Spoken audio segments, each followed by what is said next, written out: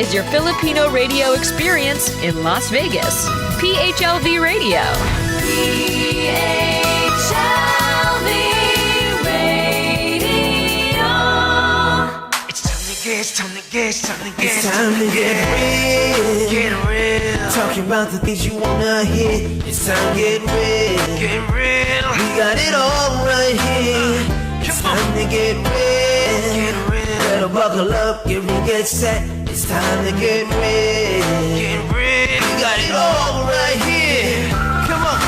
Whoa. Whoa. Come on. Whoa. All right, good afternoon, live from Los Angeles, California. Of course, it's another episode of Get Real TV. Pero parang nawawala yung aking co-host at hindi pa siya dumarating. But just to say, magandang hapon po and good morning dyan sa Philippines. And of course, good evening sa New York City. And magandang hapon din sa Las Vegas. How is everybody doing? I hope everyone's doing well. Medyo nagiging relax na ang ating COVID-19 situation both in the Philippines and here in the United States. I think life is back to normal, diba? I hope you guys are having fun as we kick in ang month of March. Pero hindi na pala, midway na pala. Kalahating buwan na pala ang nakalipas. Pero of course, we are still celebrating Women's History Month. For the whole month of March. Kaya napakaganda pa rin pag-usapan. Unfortunately, we are not having Counselor Lara Gregory for this week's episode. She's supposed to be our guest for today. However, she called in sick. So hopefully, we will have her next week. The same time, pag-usapan natin ang lahat ng mga achievements ng isa sa mga pinagpipitagang councilwoman sa New York City who had done so many projects that bridges the gap between Asian or racial discrimination in New York and in the United States. So, ngayon, since ako lang muna mag-isa ngayon, I'm waiting for Sherlene to come in para meron akong kabalitaktakan. But meanwhile, let me just give you a brief background why we are celebrating Women's History Month, diba, for the month of March. So it starts from March 1st until March 31.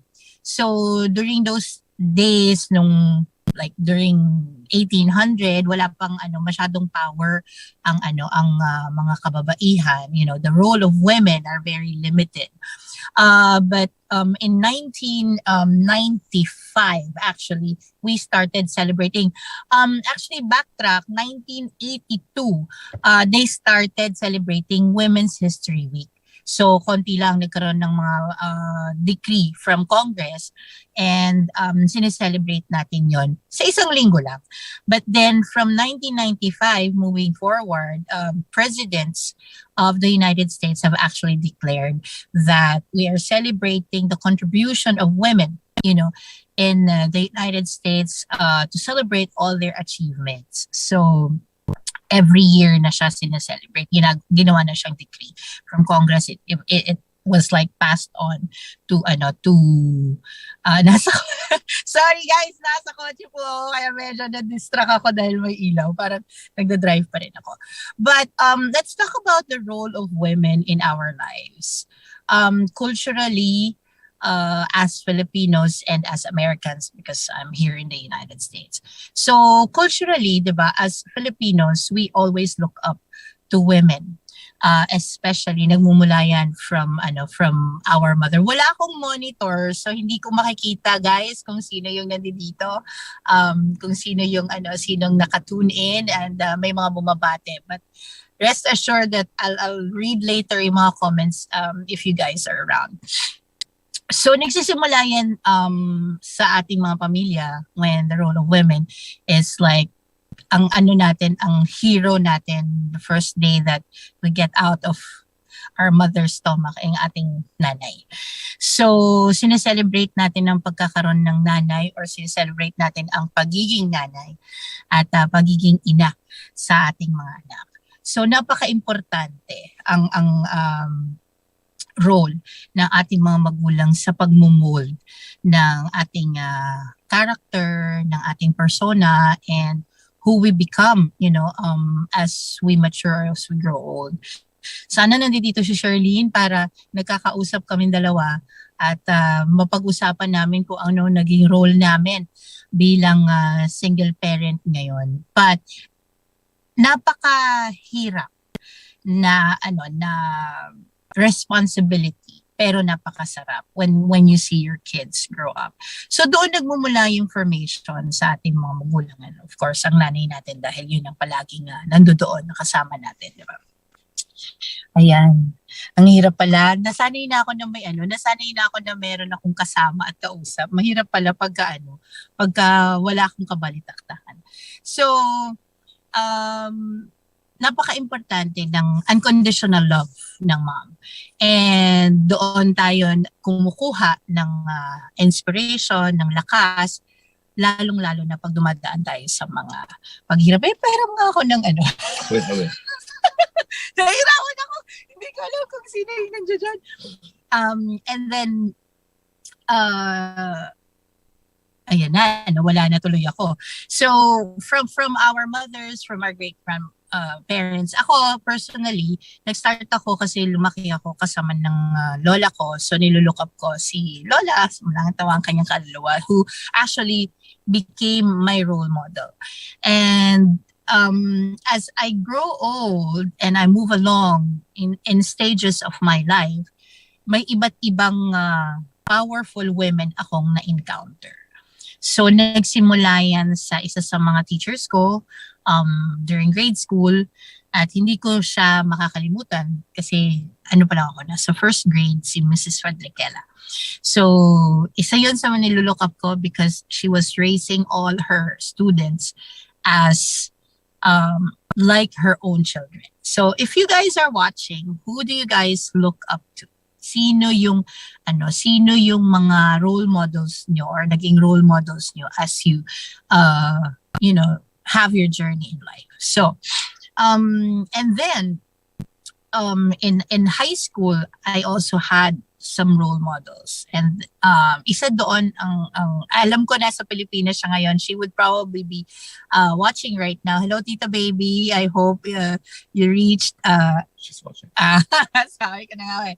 I hope you reached the Philippines na masaya, being with your family, and hello to the rest of the family, Carlo, Sharon, and everybody else. So isa siya sa mga nilook up ko because she's been a great wife and a mother to her kids, and she had been a great second mom to me. And habang lumalaki ako, lahat ng mga set of values na itinuturo niya sa akin, iyak na naman ako, ayoko na umiyak. Lahat ng mga set of values na itinuro niya sa akin alongside with my grandmother, yun yung nakapag-build ng character ko habang ako'y tumatanda. Ayan na pala. Ang ganda ko pala. Charot lang. Asan ang watches? Nandiyan dyan pa siya. Nanonood siya. Alam ko nanonood siya. So, all these years, hanggang sa ngayon, mula nung nagkamalay na ako, isa siya sa mga nilulook up ko. And then, nung nagkaroon na ako ng work sa corporate life, I look up to Miss Shirley Te, who happens to be the wife of Mr. Te. So they're a couple who is running Sterling Group of Companies, and masasabi ko na lahat ng alam ko as far as corporate work, marketing, advertising, construction, ay nakuha ko sa kanya. And I look up to her because she's very hardworking, she's very dedicated, and at the same time, hindi niya nakakalimutan yung role niya as a wife kahit na napaka-busy nilang mag-asawa running their business. So napakaraming companies na under ng Sterling Group of Companies. If you guys are familiar with the Katleya notebooks or your Sterling office supplies or school supplies, Expression, Smart One, department store, and napakarami pang iba. So doon ako natuto. And I look up to her because she mentored me during my formative years sa corporate world. At napakarami kong natutunan sa kanya as far as pagiging dedicated, pagiging meticulosa, at pagiging matyaga. And all throughout these years, at sobrang dami ng na pagtrabahuhan ko, hindi nawawala sa isip ko. Actually, remember kinuwento ko sa kanya kung kinuwento ko sa iyo kung sino yung may kasama ako dito, kaya may kausap ako sa kabilang side. But siya yung nagturo sa akin kung paano ako magiging dedicated na ayan, nanonood nga si tita. Magiging dedicated na employee, maging loyal na employee, at the same time maging hardworking. So, ganito ko para mabasa ko. Thank you. So,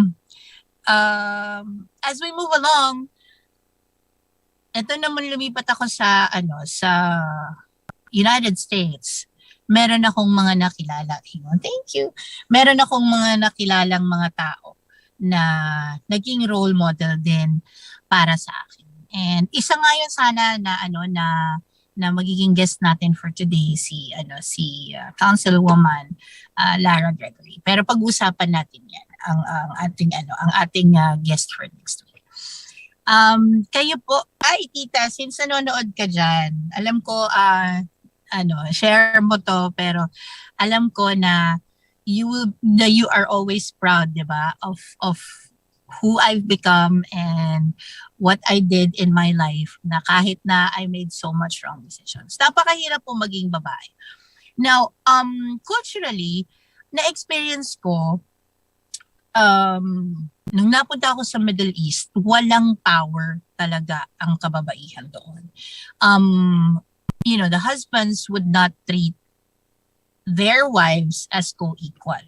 So they would always think na they're just supposed to stay at home and at the same time maging slave sa kanila. Wala rin in the Middle Eastern culture, dati hindi pa nakakapagmaneho ang mga kababaihan sa Saudi Arabia or sa kahit na anong Middle Eastern country. Pero ngayon, nag-change na siya due to the changing times at due to ng mga leadership, nagkakaroon na rin ng iba't ibang power, to a certain degree and extent ang mga kababaihan.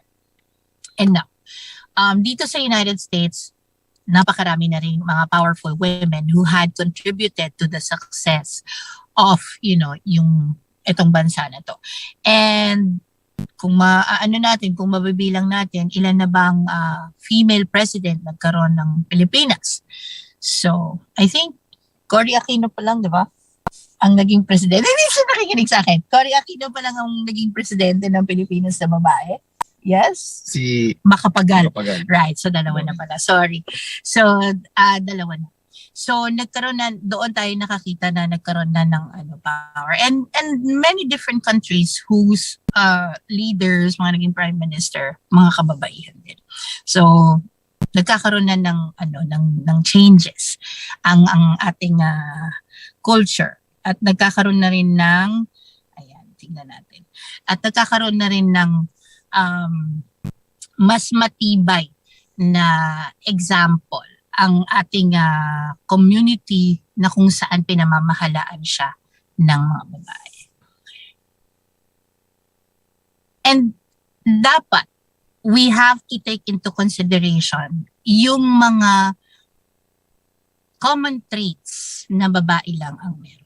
O yan hindi ako nagiging bias sa mga hindi ako nagiging gender bias. I just wanted to to stress out a point na meron din kaming mga kababaihan, meron din kaming special nurturing power, shall I say, or meron din kaming special touch kung bakit mas nagiging nagkakaroon ng need na magkaroon ng mga female leaders. So in my case, sa seat ko sa United Nations, nagkaroon na rin ng voice ang mga kababaihan at nagkaroon na rin ng napakalaking driving force ang mga kababaihan sa UN, at nagkaroon na rin kami ng seat on the table to express ang lahat ng mga interest at lahat ng mga i-voice out ng women in power. So, dinidiscuss doon during conferences in many different countries ang mga role of women in the society. So, nagsisimula yan, of course, sa family, dahil sa role ng mother, and then politically nagkakaroon na rin tayo ng kagaya ng sinet ko kanina na nagkaroon na tayo ng mga female leaders who are setting examples that women will also have the power and the capability and the capacity to actually run a small community mula sa, kung if I'm talking about the Philippines, from barangay to council and to Congress and to Senate and to running the entire country. And the same way din dito sa United States and in many parts of the world. Sana lang all over the world we would be able to recognize the role of women and the capabilities of women to actually run a body of an organization or to run politically and to actually take part in shaping and molding. Thank you. Shaping and molding the future of the next generation. Madami napakadaming pwedeng maiset na examples kung sino yung mga naging successful na ng mga kababaihan. And meron pa pala akong isang role model na nilulook up bago ko pa pala siya makalimutan. Syempre magsimula sa lola ko, sa teacher ko, sa tita ko, and yung naging dean of discipline namin sa high school sa St. Mary's College. Kung nabubuhay pa sana siya at mapapanood niya to, and I'm pretty sure she will, si Mrs. Corpus. Siya yung I was really very naughty when I was in high school. Bully din ako no high school kasi sa sobrang tangkad ko, sobrang laki ng build ko. I bully every single small girl doon sa class namin. But hindi nila ako ma-dismiss kasi mataas daw grades ko. But she would always Oo, kasi palagi ako pinapatawag sa dean's office kasi makulit daw ako, nagka-cutting class ako. Okay? Nag-escape ako, malis ako. And I would remember those years. Like, kung nanonood pa si tita, alam niya yan. Pinapatawag lagi si lola. But instead, she would not punish me. But instead, she would call me sa office niya and naalala ko naman ng high school, and teach me, yung part ng lesson plan niya kasi nagtuturo din siya. She would always tell me that when you commit a mistake, sabi niya, there's a set punishment to it. But merong mga tao na hindi nagbibigay ng punishment pero tinuturo nila kung ano yung mas magandang bagay na dapat mong ginawa. And natanim yun sa isip ko. Hanggang ngayon sa pagtanda ko. Madaming mga bagay na tinuro niya sa akin. Tinuruan niya ako ng mga values na hanggang ngayon, yung kindness and all that. Ang mga kababaihan kasi, of course, mas malambot ba puso namin kaysa sa mga kalalakihan? Okay. I don't know that. Mas malambot ang puso namin at mas mapagpatawad kami. Okay. Gusto ka lang ng may kausap. And at the same time, I think mas nagkakaroon ng mas maayos na vision ang mga kababaihan. Now they're okay. Naghihintay ako ng may magre-react sa tabi ko kasi wala si Sherlene. Ang hirap kong usap pala.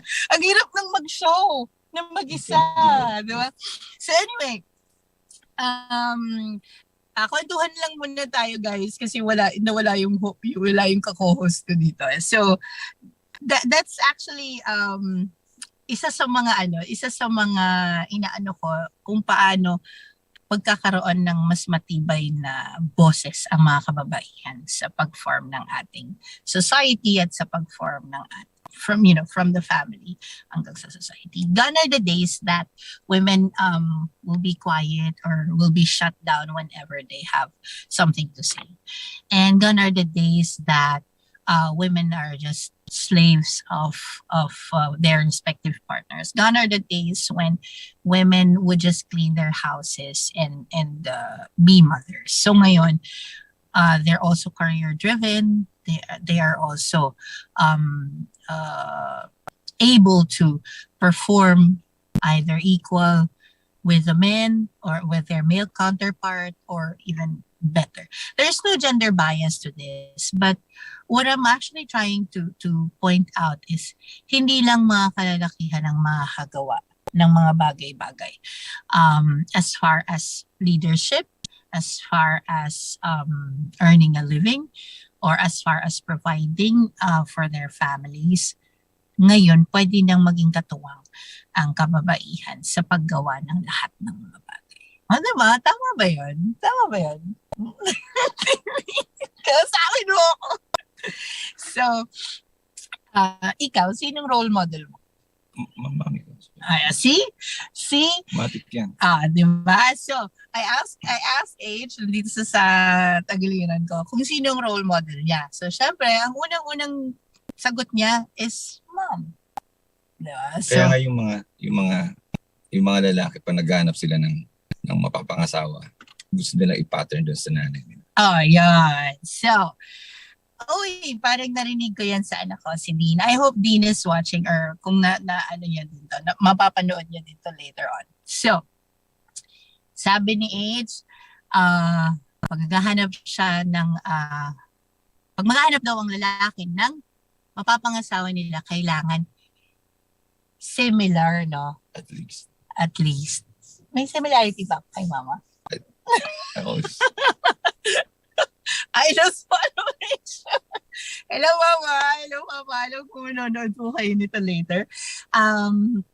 So, kailangan, kaparehas. So, nagsisimula pa rin talaga sa nanay.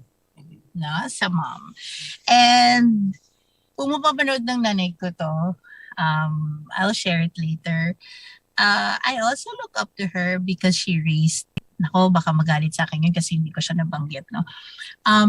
To be honest, I didn't grow up really very close to her. But I also look up to her because she raised all four of us alone because my dad passed away relatively early in our life. Siya lang talaga ang bumuhay sa amin.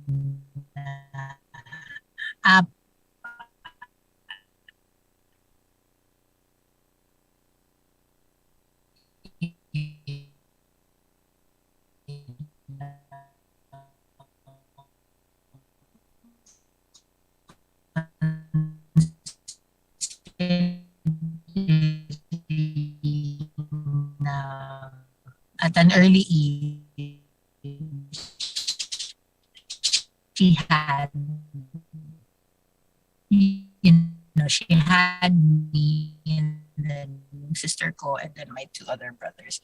Hello, Sir Enrico Pobre. Magandang hapon po. And hello, Tita Baby.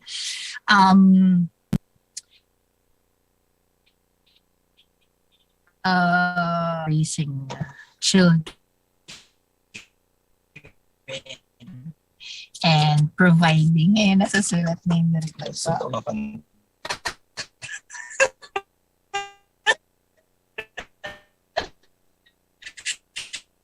And the mothers out there. Hindi ba man Mother's Day ngayon? Sir Johan,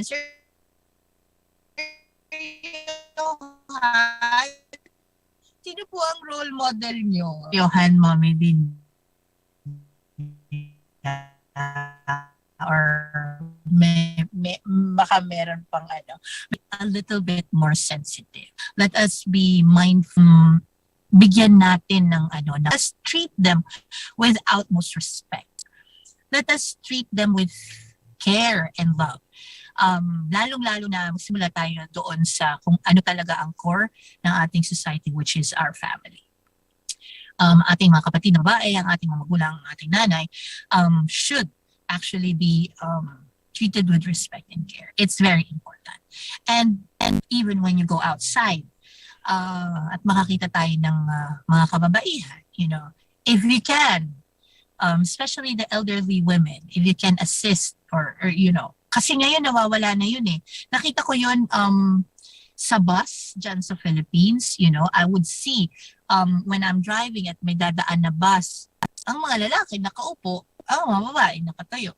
And I would always question na there is no compassion from guys to actually give their seats to the woman beside him na nakatayo sa bus like oras ang Yeah, I know, mahirap magbiyahe ng sobrang layo tapos tatayo ka and then paupuin mo yung babae.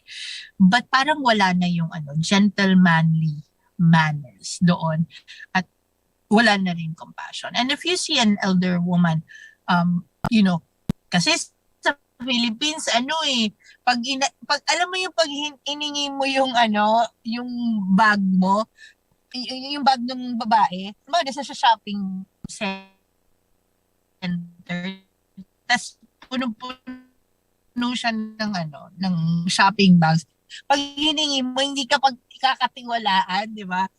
Dahil nga, baka itakbo or baka nakawin.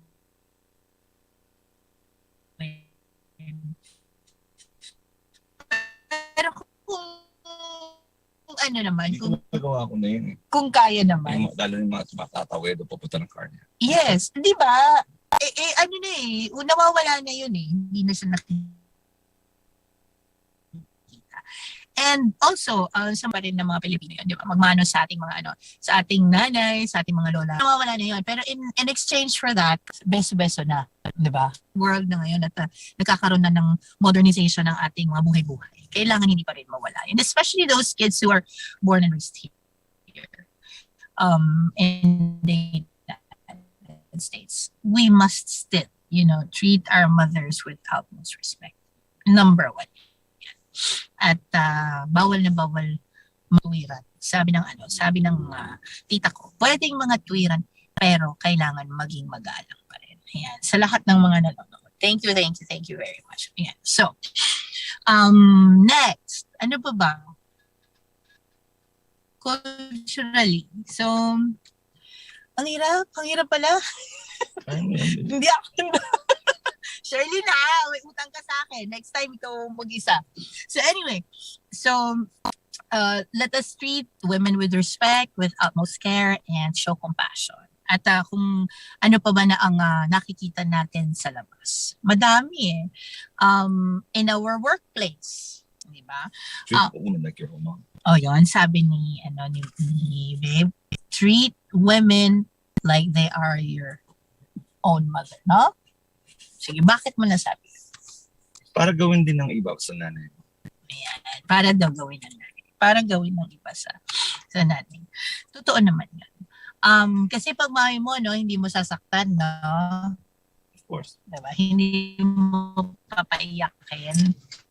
Of course. At ginagalang at nirespeto yan. Tamang-tama.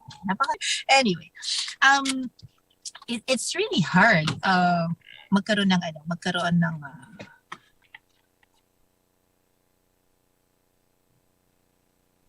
can I say? It's really hard na magkaroon ng dating sa ng mga kababaihan. Pero at least ngayon alam ko na nagkakaroon na ng mga laws na regulate all over the world to have equal rights and distribution of power ang women in the society. So sana, ang hiling ko, kasi ang grabing na experience ko sa Middle East yun na ko talaga na talagang walang power at all. So I pray, and I hope that in the next couple of years ay magkaroon ng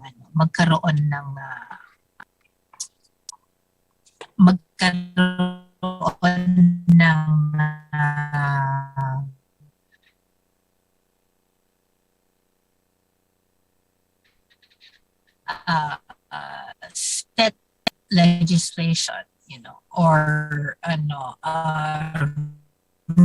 rule, governing body na makaring maging presidente ng bansa sa Middle East countries. Kasi magkaroon ng power ang kababaihan kasi malaki din ang magiging contribution nila sa society. Pero bago ang lahat, when I established Basilia Women's Foundation, ito na yung pagkakataon kong magpasalamat sa unang-una kay Lola for taken kasi yung name ng foundation. No? Naikwento ko na po for so many years yung aking hello Papa! Uy, nanonood ang aking mother and father-in-law dyan sa Pilipinas. Hello po. Maraming salamat po sa panonood. So, kung ano po yung nangyari sa akin sa Middle East, hindi na po lingid sa kaalaman ng lahat. So, nung nag-migrate ako sa United States, it was my main mission and vision to put up a women's foundation to rescue and fight, for women's rights. And naging successful naman po ako for several years. Napakahirap. Diba? Napakahirap. Kaya gusto ko magpasalamat sa mga role models at kay Lola kung saan ko hinango yung pangalan ng Basilia Women's Foundation. It's her name. At nagpapasalamat ako na naging inspirasyon ko siya. At nagpapasalamat din ako over the years sa lahat po ng sumuporta sa Basilia Women's Foundation. First of all, Fred, thank you so much. Mr. Fred Sullivan is the CEO and the chair of Man Up Campaign, who had taken women organizations and put them together in one huge organization to have a voice sa UN. And thank you very much for all your support and for your trust. And maraming salamat din po sa lahat ng mga benefactors na tumulong at nag-support. First of all, Miss Jeanette Salazar, thank you so much. Constance Peak, I know you are already in heaven guiding Janet, but thank you because with the help of both of you, I was able to actually be part of the organization of the power of collaboration sa UN at marami po kaming nagawa. And of course, thank you to everybody who had been part of Man Up kasi marami po kaming na-inspire ng tao. Let me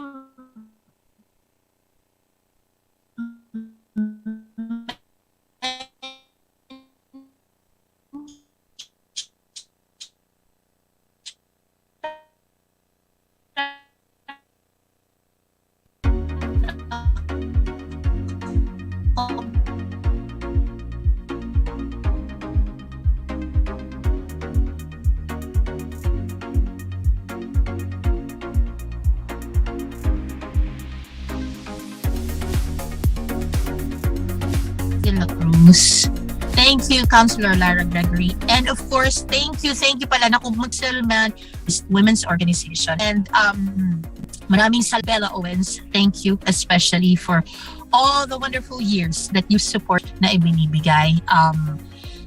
Tita Baby, of course, because she's been, a very supportive aunt kasi talagang inano ko sa kanya na, Tita, I'll put up a foundation and I hope that Lola and Lola will be very proud of me.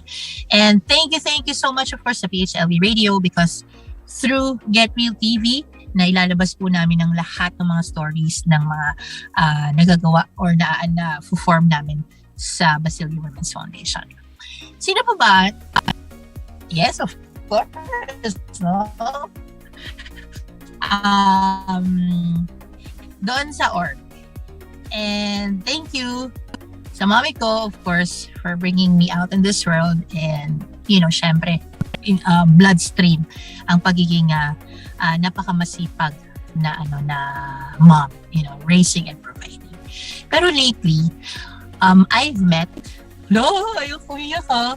Lately, I've met, for 2 months, I've met a really wonderful woman. And alam ko, nanonood sila kasama ni Papa. Ayan, nanonood. And I'm saying this not because, for anything, but I really do appreciate the love, the time, the effort, making me feel like their own daughter. And sa pagiging magkasama namin sa lahat ng biyahe, ng journey namin together with Brian. Mama, kung nakikinig ka po, ayoko umiyak. Maraming salamat po. Because Brian is a good man because he was raised by wonderful people. And Brian is who he is right now. Very compassionate, very loving, very caring, very thoughtful, very loving. It's because he was raised by a mother like you. Hindi pa po tayo nakikita in person, and I'm really looking forward for that time. And I am expressing this from the bottom of my heart because you've always been there dun sa journey ko dito sa LA, and at the same time, kasi ikaw dito sa journey ko sa LA and with my life with Brian. You've inspired me. Actually, when I ask you how you keep or how you and Dad Papa kept your relationship strong, and palagi mo sinasabi sa akin na ang lahat ng bagay ay nakakayanan pag hindi kayo naghiwalay, and if you two are together, you're stronger and better together. Oh, better together! Diba? Thank you for all the advices, and thank you for all the love that you've given me. And I look up to you because I know marami din po kayong pinagdaanan ni Papa, and you've raised the roof ko dyan. You've raised wonderful children. Nakausap ko din si Ate Mai. Talaga. Yung sister ni Brian. If you guys are wondering, Brian and H are one and the same. At alam ko, so, in my heart of hearts, talagang you've raised beautiful children. It's because you are an amazing woman, you're an amazing mother, and sabi nga ni Papa, you are an amazing wife. And hindi doon nagtatapos ang pagkuha ko ng inspirasyon sa mga babaeng na encounter ko along the way. At alam ko, sa journey ko, marami pa akong makikilala na kagaya ng aking mga magulang, ng mga taong dumaan sa buhay ko, kagaya ni Mama.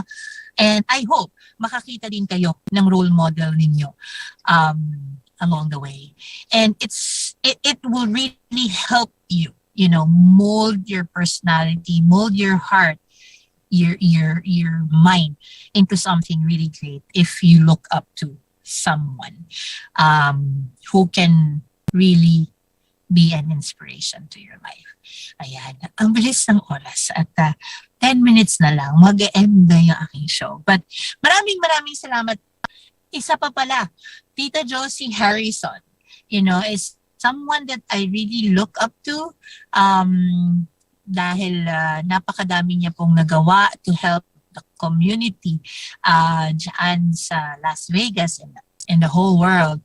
And of course, as you know, Ma'am Josie Harrison is the mother of a really very famous, down-to-earth and fun-loving comedian, si Jokoy. So, sa nanay pa rin no? Sa nanay pa rin talaga nagsisimula. And all the successful and powerful male leaders were also raised by wonderful parents, by wonderful mother. So, shout out to all the strong, powerful, loving, wonderful women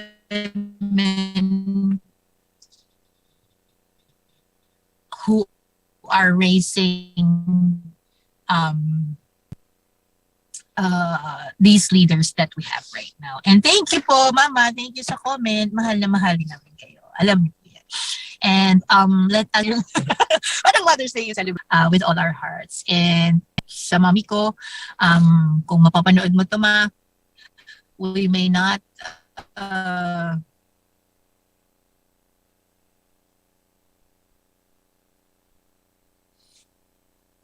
be growing close. I may not grow old, being so close to you, but na mahal kayo ng nanay ko. And you know that I love you so much, and I would go extra mile for you.